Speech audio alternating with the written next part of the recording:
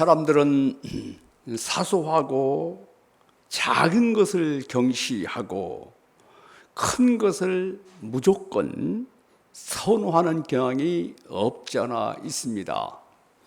그리고 자신의 내면보다 다른 사람에 대해서 관심을 많이 갖습니다. 그러나 지혜로운 사람은 자신의 내면과 인격에 깊은 관심을 갖습니다. 어떻게 하면 나의 내면이 성숙해지고 어떻게 하면 나의 인격이 고매해질 것인가, 이런 데 관심을 가져요. 그런데 지혜로운 사람은 다른 사람이 어떠니 이러니 이런 얘기를 말을 많이 하고 관심을 갖는 거예요. 그리고 지혜로운 사람은 작은 것을 소홀하게 여기지 않습니다. 자, 예수님은 작은 소자 한 사람을 귀하게 여기셨고 작은 소자 한 사람에게 물 한 컵을 주는 사람을 하나님께서 크게 관심을 가지고 계시고, 그리고 작은 소자 한 사람을 주목하시는 것을 보게 됩니다. 예수님은 십자가 위에서 죽으시는 순간까지 이름 없는 한 강도를 구원하셨습니다. 예. 본문은 어리석은 자와 지혜로운 자의 차이를 대조해서 지혜로운 자가 되기를 권면하고 있습니다. 그러면은 지혜로운 자와 우매한 자가 그 차이가 무엇인가? 우리가 지혜로운 자가 되기를 기도합니다. 아멘. 자, 첫째, 지혜로운 사람은 작은 것을 소중하게 여긴다. 파리 한 마리가 향기로운 냄새를 맡고 향기름통에 들어갔어요. 파리는 제 마음대로 향기름통에 들어갔지만 나올 때는 자기 뜻대로 나오지 못하고 결국은 거기서 죽어서 썩었어요. 냄새가 진동하는 겁니다. 그래서 향기름 전체를 다 못쓰게 만들었어요. 예. 이 상에서 우리에게 주는 메시지는 아무리 작은 것도 가볍게 여기지 말라. 또 작은 것 하나라도 신중하게 선택하라, 이거예요. 개인과 큰 공동체도 지극히 작은 것으로 파멸에 이르게 되는 겁니다. 그러므로 지혜로운 성도는 작은 것을 소중하게 여기고 신중하게 행동합니다. 작은 죄를 가볍게 여기지 않고 회개하는 거예요. 예. 그리고 작은 일을 충성스럽게 감당합니다. 예수님은 지극히 작은 것에 충성된 자는 큰 것에도 충성되고 지극히 작은 것에 불의한 자는 큰 것에도 불의하다. 누가복음 16장 10절에서 말씀하고 있습니다. 작은 일을 무시하는 사람은 큰 것도 경홀히 여깁니다. 큰 일과 작은 일, 이것은 사람들의 시각이에요.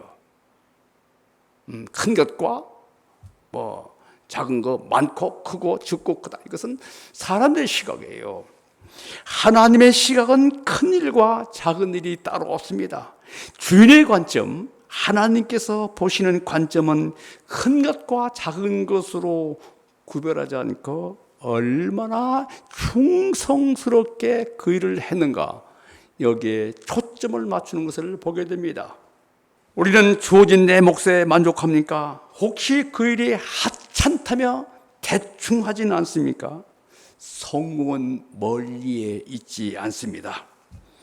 우리 앞에 놓인 작은 일을 소홀히 여기지 않고 작은 것 하나도 신중하게 선택하는 그런 사람을 하나님께서는 높여 주십니다. 두 번째는 지혜로운 사람은 분노를 공손함으로 다스린다. 해볼까요? 지혜로운 사람은 분노를 공손함으로 다스린다. 예, 공손함이라는 것은 영어로 보면 calmness예요. 온유하다, 이런 뜻이겠죠. 자, 주권자에게, 신하에게 분을 냅니다. 어리석은 자가 높은 지위를 얻고 능력 있는 사람이 오히려 낮은 자리로 밀려나고 종들이 말을 타고 고고한 대작들이 걸어갑니다. 이때 어리석은 자는 분노를 폭발합니다. 조절되지 않는 분노는 핵폭탄과 같아요. 분노 자체는 죄가 아니에요. 분노를 어떻게 처해야 하느냐 따라서 죄가 될 수 있고 유익이 될 수 있습니다. 그런데 분노를 공손함으로 이긴다. 참 말처럼 쉽지 않아요. 쉽지 않습니다. 자, 바울은 이렇게 말합니다. 분을 내어도 죄를 짓지 말며 해가 지도록 분을 품지 말고 마귀에게 틈을 두지 말라. 분노는 여러분들 마귀의 발판이고 마귀의 놀이터입니다. 분노하면은 마귀가 우리의 이성과 지성과 우리의 감성과 심성에 놀이터로 만들어버려가지고 그냥 춤추는 거예요. 마귀가 성령이 춤추는 게 아니라 마귀가 춤추는 거예요. 예. 분노는 우리 영혼을 파괴합니다. 그러므로 지혜로운 자는 분노의 감정을 성령의 지발에 두는 겁니다. 다윗은 사울 왕이 데려온 신하거든요. 그런데 사울은 다윗을 정권의 경쟁자로 해가지고 계속 시기하고 막 분노하고 막 죽이려고 합니다. 그럴 때마다 다윗은 한 번도 사울에게 분노를 표출하지 않습니다. 반역할 생각조차 하지 않습니다.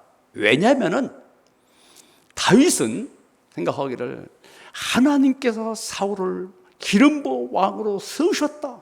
하나님께서 기름 부음을 부어가지고 세운 왕을 어떻게 내가 대적할 수 있겠는가.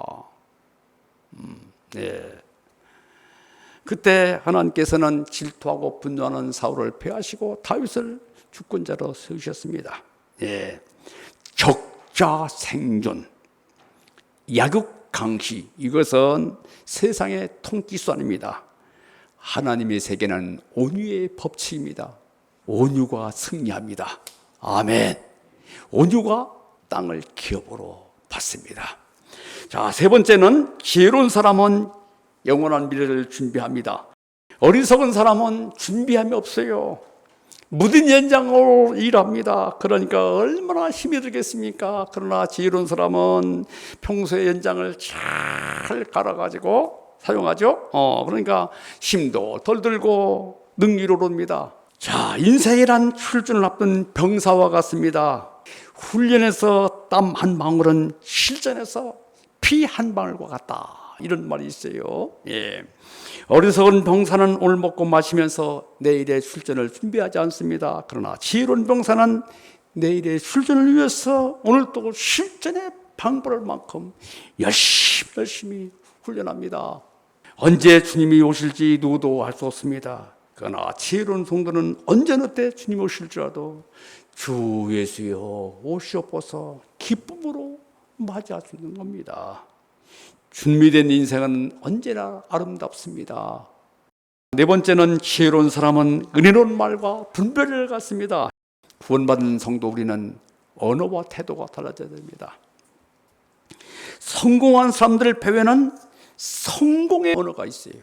잠언 6장 2절에 내 입의 말로 내가 얽혔으며 내 입의 말로 인하여 잡히게 되니라 했어요. 잡히게 됐다. 말로 죽고 사는 것이죠. 예.